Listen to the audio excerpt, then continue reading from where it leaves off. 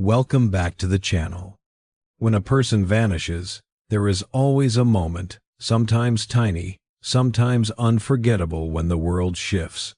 For many families, that moment becomes a memory they spend years trying to understand. And today, we are stepping quietly into one of those moments, a case that continues to echo through South Carolina more than a decade later, the disappearance of 20-year-old Heather Elvis. This is not a story filled with easy answers or neatly drawn conclusions. Instead, it is a story shaped by absence, by uncertainty, and by the haunting image of a car left behind at a lonely riverside landing. On a December night in 2013, Heather's vehicle was discovered at a place known as Peachtree Boat Landing, a quiet stretch of road bordered by trees, water, and darkness. The car itself offered no dramatic clue, no clear sign of where she went or what happened after she stepped away from the driver's seat. It simply sat there, locked in silence, waiting for someone to notice that she was missing. And once that realization came, it set off a chain of questions that still have not been answered. Why was her car there? Was she meeting someone? Did she leave on her own? Or was Peachtree Landing chosen by someone else? Someone who knew it was isolated enough to swallow secrets. For investigators, that landing became ground zero. Search teams combed the area, guided by flashlights, dogs, boats, and helicopters, hoping for even the smallest hint of Heather's path. The river moved steadily, the woods remained still, and time passed without revealing any trace. What made the scene even more unsettling was how ordinary everything looked. No damage to the vehicle, no belongings scattered, no signs of a struggle. It was as if Heather had simply stepped out of the car and dissolved into the night. Peachtree Landing also carried emotional weight for Heather's parents. They stood at the edge of the water again and again, trying to make sense of something that did not make sense at all. The spot became symbolic, representing both hope and heartbreak. Hope that answers might still be found, and heartbreak in knowing that every hour without news made the truth feel further away. As days turned into months, the community rallied, posting flyers, organizing searches, and refusing to let the case fade. But the quietness of that landing, the way the car waited alone, continued to overshadow everything. It remains one of the most haunting images in the case, a starting point that offers no clear direction. And even now, years later, when people talk about Heather Elvis, they often start with the same picture: her car, parked neatly near the water, engine off, doors closed, the night around it holding a silence that still has not broken. And that is where our story begins. Today, at the edge of a river, beside an abandoned car, and in the shadow of a mystery that endures. One of the most difficult truths in this case is also the one that defines it. Despite every effort from law enforcement, volunteers, and countless community members, no trace of Heather has ever been found. This absence is not just a missing piece, it is the center of the entire story. And it shapes everything that followed. From the earliest days, search teams moved across the landscape with determination. They walked through dense woods, scanned waterways, sifted through marsh areas, and followed every lead, no matter how small. Helicopters flew overhead. Boats traced the river lines. Specialized teams brought equipment designed to detect even faint anomalies beneath the surface. Yet, time after time, the results were the same. Nothing that could give a definitive direction. Nothing that could answer the painful question of where Heather truly went. For her family, this absence of physical evidence created a unique emotional struggle. When there is no discovery, no item, no location, no confirmed sighting, the storyline becomes suspended in a place where hope and grief overlap. They held onto both, because without answers, what else could they do? Every call from investigators, every rumor in the community, every new tip that surfaced carried the potential to change everything. And each time, that potential quietly collapsed back into uncertainty. This lack of physical evidence also complicated the work of investigators. Without remains, without clear forensic markers, the case leaned heavily on timelines, communications, movements, and behaviors. The disappearance became less about what could be seen and more about what had to be inferred. That kind of investigation requires both patience and persistence, because every theory must be tested against a landscape that refuses to offer confirmation. As months turned into years, the vastness of the search area became even more daunting. South Carolina's coastal region is filled with waterways, secluded patches of land, and areas difficult to access even under ideal conditions. The geography itself worked against the search, and so did time. Memories faded. Natural environments changed. Valuable traces, if they ever existed, may have disappeared long before search teams reached those spots. Yet even with all this, the commitment never truly faded. People continued to search, to hope, to ask questions, and to keep Heather's name alive. The fact that no trace has been found does not mean the story is over.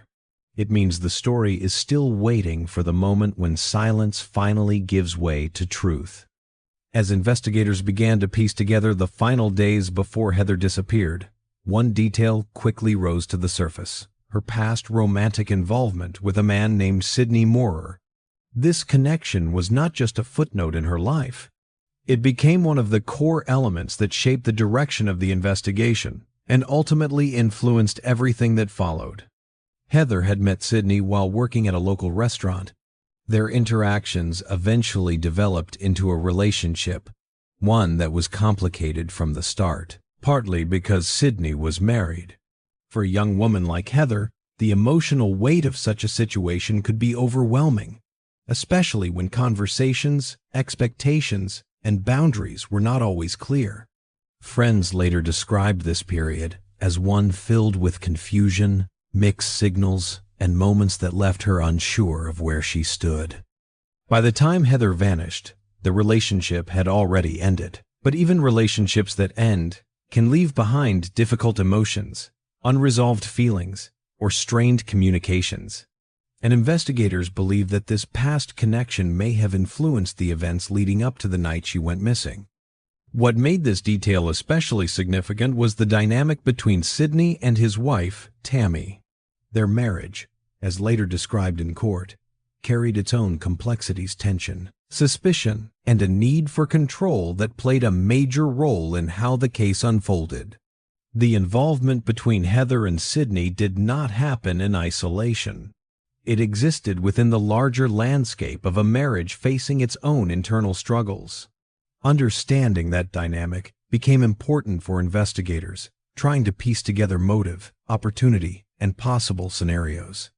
Phone records, messages, and movement patterns revealed that the connection between Heather and Sidney did not simply disappear when the relationship ended.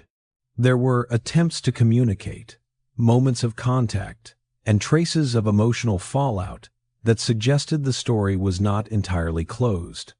These lingering pieces offered investigators a meaningful direction at a time when physical evidence was lacking. For the public and for Heather's family, learning about this past relationship added another layer of difficulty. It introduced emotions, conflicts, and questions that were sensitive, deeply personal, and hard to reconcile with the image of a young woman simply trying to navigate her early 20s. In many cases like this, investigators look closely at prior relationships not to cast judgment, but because they often reveal dynamics that matter. And in Heather's case, this past involvement with Sidney Moorer became one of the puzzle pieces that investigators could not ignore.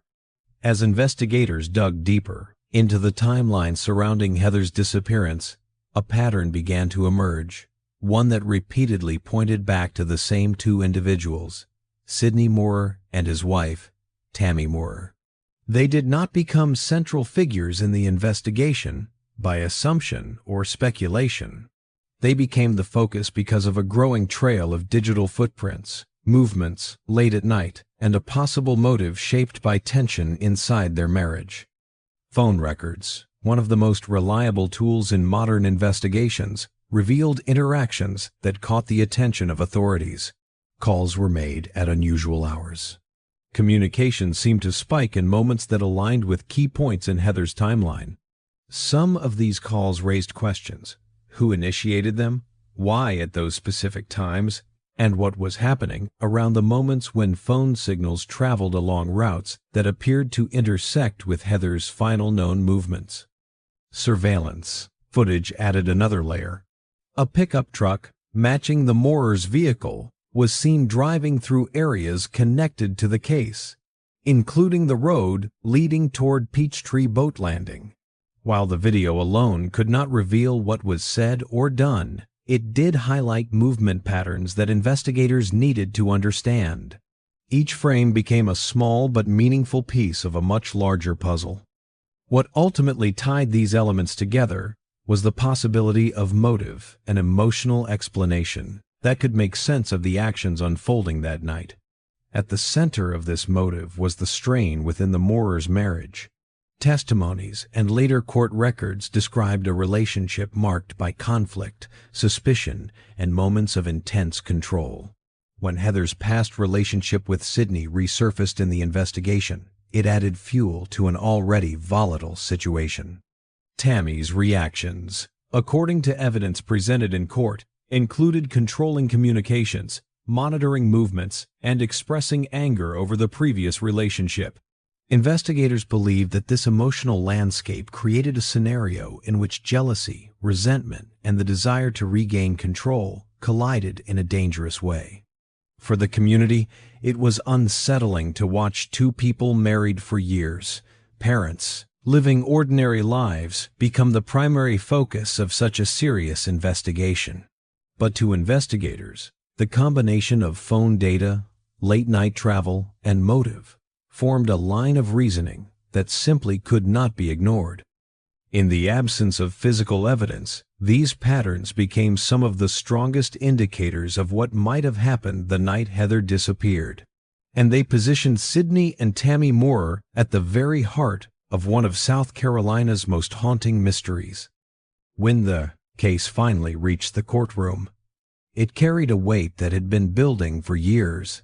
The investigation had produced patterns, timelines, and behaviors that raised serious concerns, but it lacked the one element that would normally sit at the center of a case like this: physical evidence. Without the discovery of Heather herself, prosecutors had to build their case on the combination of circumstantial indicators and the story those indicators told. And yet, despite the challenges, the legal process ultimately led to a significant conclusion. Both Sidney and Tammy Moorer were convicted of kidnapping. This conviction was not the result of a single piece of evidence. Instead, it flowed from the overall picture painted by digital records, movements on the night Heather disappeared, and the emotional dynamics revealed through communications and testimony. Prosecutors worked to show that the couple had both motive and opportunity, and that their actions formed a clear sequence leading up to Heather's disappearance. During the trial, the jury heard about the late-night phone calls, the truck seen traveling toward Peachtree Boat Landing, and the strained atmosphere within the Moorer household. They heard testimony about control, jealousy, and behavior that raised difficult questions. The prosecution argued that these elements, when combined, pointed toward a coordinated act, one that ultimately led to Heather being taken against her will. But while the kidnapping charges were supported strongly enough to secure convictions, the absence of physical evidence created a line the jury could not cross. There was no body, no forensic confirmation, and no direct physical link establishing what happened after Heather's disappearance. And because of that, murder charges could not be proven beyond a reasonable doubt. The outcome left many with mixed emotions. On one hand, there was a sense of validation for the years of investigative effort that had pointed toward the Moorers. On the other, the lack of resolution surrounding Heather's fate meant the family still had no place to grieve, no answers to bring closure, and no certainty about the final moments of her life. For the community, the verdict highlighted a difficult truth. The justice system can move forward even when clarity does not exist. The Moorers were held accountable for their role in taking Heather against her will. Yet the case remained incomplete in its most essential question: where she is and what truly happened after that night. As the case unfolded inside the courtroom, one theme surfaced again and again: the emotional tension inside the Moorer household, particularly centered around Tammy's reactions to Sidney's past involvement with Heather. Prosecutors described a marriage marked not just by conflict, but by intense jealousy and a desire for control that, in their view, became a key motive driving the events of that December night. According to testimony and evidence presented at trial, Tammy's discovery of the past relationship did not simply spark frustration, it led to a prolonged period of monitoring, confrontation, and emotional pressure inside the home. Messages exchanged between the couple revealed anger, suspicion, and a determination to rein in Sidney's behavior. There were allegations that Tammy restricted communications, demanded transparency, and sought reassurance through gestures that highlighted her need to reclaim control. In the eyes of prosecutors, this emotional environment mattered because it shaped how the Moorers responded to Heather's continued presence in their digital and emotional orbit. Even though the relationship between Sidney and Heather had ended months earlier, traces of communication and unresolved feelings still lingered. Prosecutors argued that Tammy viewed Heather not just as a reminder of the past, but as an ongoing threat, one that reignited feelings of betrayal and loss of control. This narrative was not based solely on theory. Evidence presented in court included messages that reflected intense emotions, testimony describing the internal dynamics of the marriage, and behavioral patterns that suggested the couple acted together when emotions escalated. Prosecutors used these pieces to show how jealousy can evolve into fixation, and how fixation, under the wrong circumstances, can give rise to harmful decisions. They argued that the night Heather disappeared was not random. It was the culmination of months of tension within the Moorer household. The combination of emotional volatility, distrust, and a need to restore control formed the basis of the alleged motive. And even without physical evidence, the prosecution believed these elements created a compelling explanation for why Sidney and Tammy would have coordinated contact with Heather at such a critical time. For the jury, this motive helped connect the digital trail, the late-night movements, and the overall behavior surrounding the case. While motive alone cannot prove a crime, in this situation, it provided a lens through which all other evidence could be interpreted, and it reinforced the prosecution's argument that the disappearance of Heather Elvis was not a coincidence, but the tragic result of an emotional storm brewing behind closed doors. When building a case without physical evidence, investigators often turn to the places where people leave invisible trails: their phones, their digital footprints, and the cameras that record ordinary moments without anyone noticing. In Heather's case, these small, silent pieces of data became the backbone of the prosecution's argument, offering something steady to hold on to in a sea of unanswered questions. Phone records were among the first clues that suggested the night of Heather's disappearance was not random. Investigators noticed patterns, calls made at unusual hours, signals that placed certain devices in specific locations, and contact that emerged at moments too critical to ignore. These details did not speak in full sentences, but they whispered hints suggesting who reached out, who traveled where, and how certain timelines overlapped in ways that made investigators pause. One key detail involved a call to Heather from Sidney's phone shortly before she left home that night. For prosecutors, that call was significant. It appeared to draw Heather out of her safe space and toward uncertainty. Whether that contact was intended to reassure, lure, or mislead was something the court had to consider. But its timing played a major role in shaping the narrative. Surveillance footage also contributed to the case.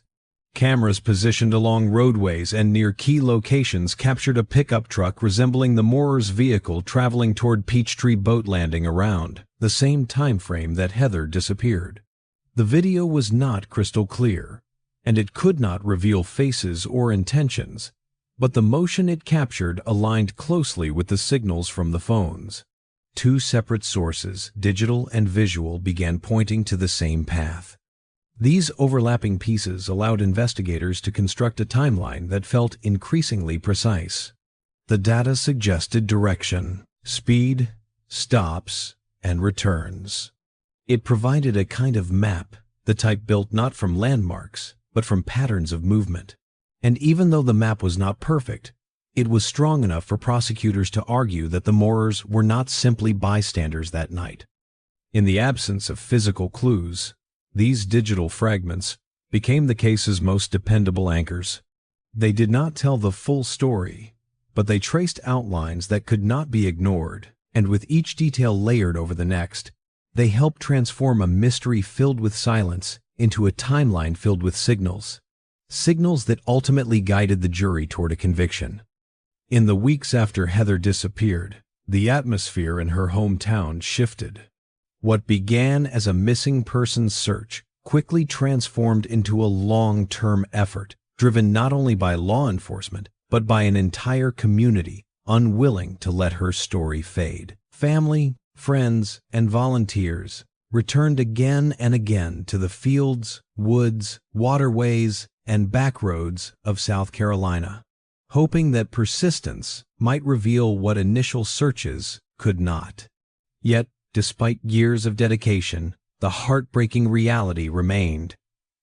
No remains, no belongings, no physical evidence connected to Heather ever surfaced. For her family, these searches became both a lifeline and a source of quiet agony. Every new lead offered a moment of hope, and every search that ended without answers forced them to confront the same unresolved question. They organized search parties in all seasons, handed out flyers at community events, and kept Heather's story alive through interviews, vigils, and online efforts. Their determination became a symbol of love that refused to surrender to uncertainty. Local residents joined in, sometimes dozens at a time. People who had never met Heather walked miles through thick woods, combed riverbanks, and explored areas far beyond the original search radius. Businesses donated supplies. Volunteers brought kayaks, drones, and mapping tools. News stations highlighted the efforts, reminding the public that Heather's story was not forgotten. The community's unity created brief moments of hope, moments when it felt like the next search might finally uncover something meaningful. Yet, nature had its own way of complicating things. Coastal South Carolina is filled with marshes, waterways, and dense vegetation that shift with every season. Terrain changes. Water levels rise and fall. Wildlife disturbs areas that might once have held clues. Even highly trained search teams acknowledge that landscapes like these can hide evidence for years or erase it entirely. This reality made each search feel both urgent and fragile. As time passed, the emotional weight of the unanswered stretched across every person involved. Still, the family never let silence take over. They kept Heather's memory public, reminding everyone that behind the media coverage was a young woman with dreams, friendships, and a life cut short by uncertainty. Their resilience ensured that the case remained alive, even when the physical trail did not. And through all of this, one truth stood unbroken. Despite every step taken, every mile searched, and every hope held onto, no trace of Heather was ever found. That absence continues to define the case, just as profoundly as any piece of evidence ever could. As the years went on and the courtroom battles continued, one element of the legal process became increasingly clear. The Moorers' attempts to overturn their convictions faced steep obstacles. Both Sidney and Tammy filed multiple appeals, each one arguing for reconsideration, reduced charges, or procedural relief. But time after time, judges reviewed the submissions and ultimately came to the same conclusion: the evidence presented at trial was strong enough to keep the kidnapping convictions firmly in place. Appeals work differently from trials. They do not re-examine witness testimony from scratch or re-evaluate emotional narratives. Instead, they focus on legal questions. Was the trial conducted fairly? Were the defendant's rights protected? Did the judge apply the law correctly? And were the jury's decisions grounded in evidence that met legal standards? In the Moorers' case, appellate courts consistently found that the trial court had followed proper procedure and that the convictions were supported by sufficient evidence. For the judges reviewing the appeals, the argument was not about filling in the gaps left by the missing physical evidence. Instead, it was about determining whether the jury had enough information to reasonably conclude that a kidnapping had occurred and that the Moorers were responsible. And based on the digital trail, the movements that night, the emotional context, and the behavior patterns introduced during the trial, appellate courts agreed that the jury had acted within the boundaries of the law. Each denied appeal carried weight not just for the Moorers, but for Heather's family. For them, these decisions served as a reaffirmation that the legal findings had meaning, even if the ultimate truth about what happened to Heather remained hidden. It offered some sense of stability in a case defined largely by absence and uncertainty. The court system had spoken repeatedly, and its message was consistent: the convictions would stand. But for the Moorers, this ongoing legal stalemate created a different kind of pressure.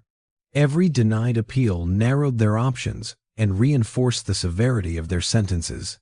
Without new evidence or legal errors substantial enough to merit relief, they remained bound to a verdict that permanently altered the course of their lives. Still, the appeals chapter of the story mattered because it showed how the case endured long after the trial ended. It highlighted the tension between hope for a different outcome and the legal reality that repeatedly held firm. And through every denial, the central truth remained unchanged. The kidnapping convictions stayed intact, even as the deeper mystery behind Heather's disappearance continued to linger unanswered. More than a decade after Heather's disappearance, the legal landscape shifted again when Sidney Moorer filed a new post-conviction relief PCR application in March 2025. Unlike a traditional appeal, which focuses on whether the original trial followed proper legal procedures, a PCR request attempts to challenge the fairness and effectiveness of the defense itself. It is a higher hurdle, one that requires the petitioner to prove not just dissatisfaction with the verdict, but significant flaws that could have changed the outcome. In Sidney's filing, he argued that his original legal representation failed him in ways substantial enough to impact the jury's decision. His claims included the idea that certain expert witnesses were never called, that important evidence was not fully examined, and that strategic decisions during the trial fell short of what would be expected from a competent defense team. These types of arguments are not uncommon in PCR cases, but they require convincing proof that the defense's shortcomings were not just tactical choices, but actual failures that affected the overall fairness of the trial. Sidney also pointed to concerns about evidence that he believed had been misunderstood, underused, or misrepresented. He suggested that new information or perspectives, if properly presented, might have altered how the jury interpreted the timeline, the communications, and the couple's movements the night Heather vanished. However, PCR courts do not simply revisit the case. They evaluate whether the alleged issues rise to the level of constitutional violations, That means the burden rests heavily on the petitioner, and the standards are intentionally high. For Heather's family, the news of yet another filing brought a familiar mix of emotions. On one hand, it reopened wounds, forcing them back into the legal cycle with its uncertainty and delays. On the other, these filings rarely overturn established convictions unless the errors are glaring and undeniable. Still, the process itself can feel like an unending extension of the original tragedy, prolonging questions that have already endured for more than a decade. The court scheduled hearings to examine the merits of Sidney's claims, but even then, PCR processes can take months or years to resolve. Many such petitions across the country ultimately fail, not because the defendant's arguments are unheard, but because the legal threshold requires overwhelming proof of injustice, a threshold few cases to meet. And so, Sidney's filing became another chapter in a story that has never fully closed. It underscored the lingering impact of Heather's disappearance and highlighted how, even long after a conviction, the pursuit of legal relief continues to ripple outward, affecting families, communities, and the fragile hope for answers that remain out of reach. In October 2025, another development added complexity to a case already burdened with years of unanswered questions. Tammy Moorer filed her own request for a new trial, echoing some of the arguments raised by Sidney, but also introducing concerns unique to her role in the original proceedings. Her filing focused on one central theme: that her legal team had not provided the full, thorough defense she believed she was entitled to. Tammy argued that key pieces of evidence presented by the prosecution had not been adequately challenged. In particular, she pointed to phone records, surveillance interpretations, and timeline reconstructions, core elements of the case that she claimed should have been scrutinized more deeply. According to her petition, her defense failed to bring in expert witnesses who could analyze or counter the prosecution's interpretations of digital data, vehicle movements, or environmental conditions near Peachtree Boat Landing. One example mentioned in her filing was the lack of a lighting expert. Tammy's legal team argued that certain surveillance footage and vehicle sightings could have been affected by glare, distance, or environmental factors, which might have created a margin of error in identifying the Moorer's truck.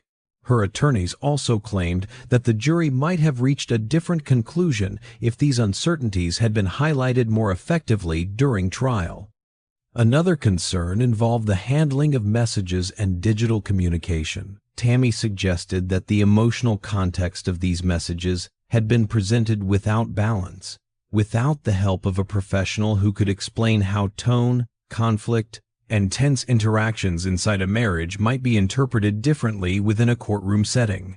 Her filing implied that such testimony could have offered a more nuanced understanding of the relationship dynamics the prosecution described as motive.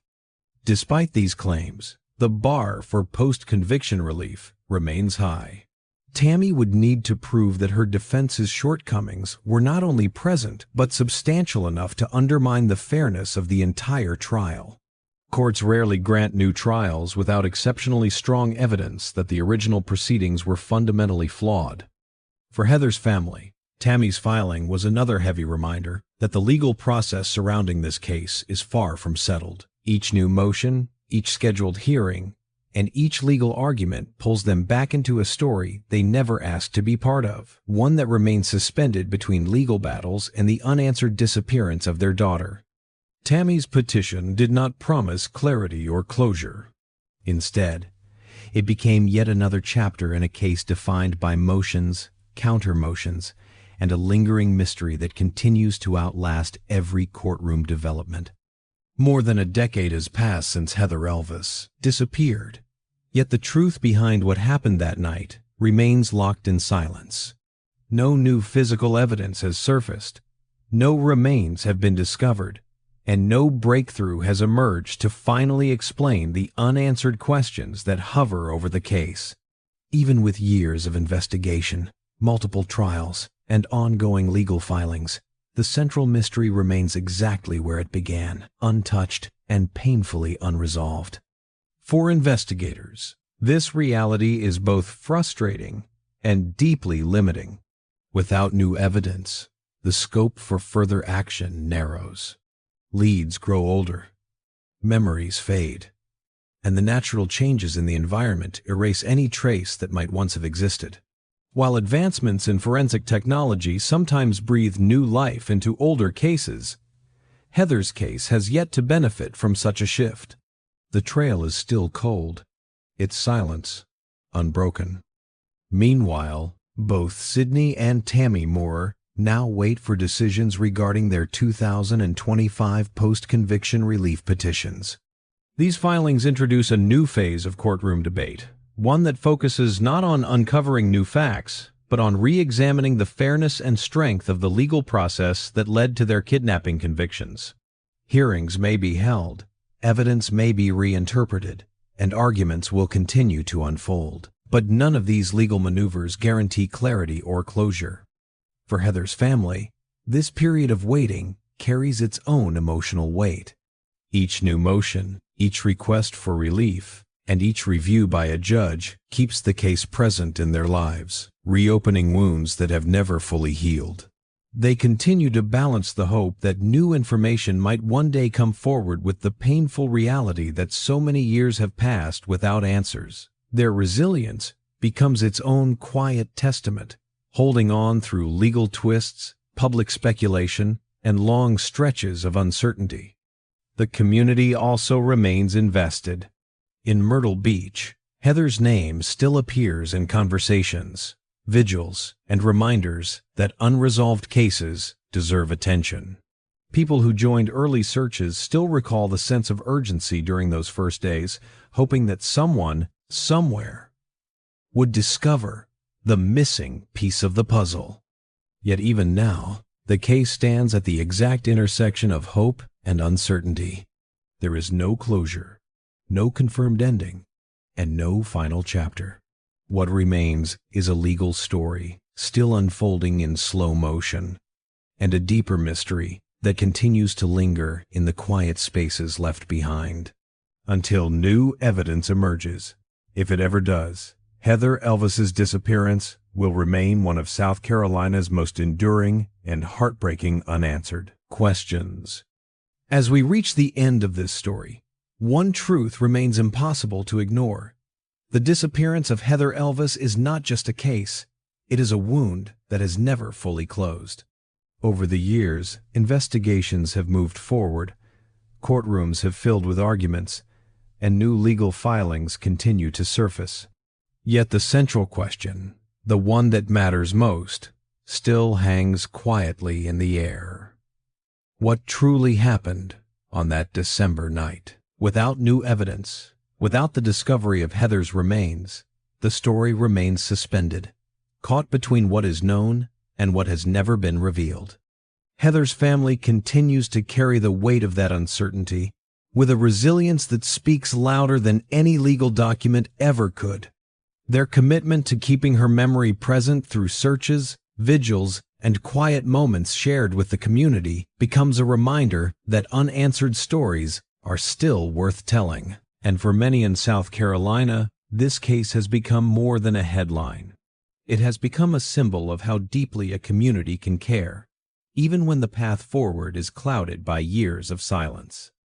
Whether the future brings legal updates, new information, or simply more time, one thing is certain: Heather's name will not be forgotten.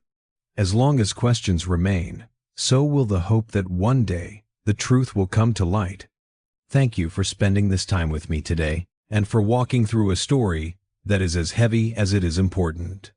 If you want to explore more cases like this, stories that linger, stories that matter, feel free to stay with the channel. Until next time, take care of yourselves, and I will see you in the next video.